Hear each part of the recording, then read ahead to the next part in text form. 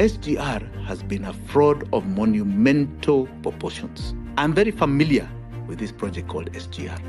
I initiated that project under the Kibaki regime. We started that project in 2008, and that project was simply a private project. It had no government money, and we wanted to do private investment of a line from Mombasa all the way to Malaba. Simply a private investment, no taxpayers' money. Our costing out of our feasibility study and our technical study came to 55 billion shillings, all the way from Mombasa to Malaba. I suddenly saw somebody parachuting a project that had become government under the Uhuru government of just Mombasa to Naivasha, amounted to 500 billion shillings. So the cost of the project is 500 billion.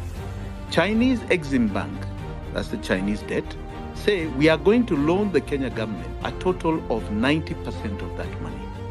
So Kenyans, you must raise 10%. 10% of 500 is 50 billion shillings. So us from our hard-earned taxes must pay 10% before they pay the 90%. So we did an audit of these amounts. Did the Chinese give us all the money that they said? Yes, they did. They gave all the money. It was paid directly to China Road and Bridge Company.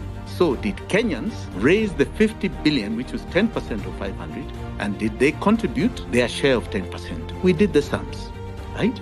And it's called self-raising finance, SGR grant from the Treasury. So 50 billion was supposed to move from Treasury to Kenya Railways and then to the contractor called China Road and Bridge. So we just did the math. It was not 50 billion that was paid. It was 644 billion shillings.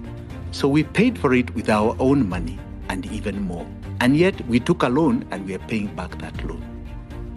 China Road and Bridge for the building of SGR from Mombasa to Naivasha was paid a total of almost 1.2 trillion for a project of 500 billion according to the contract documents. So 700 billion above what was required. That is a frightening fact.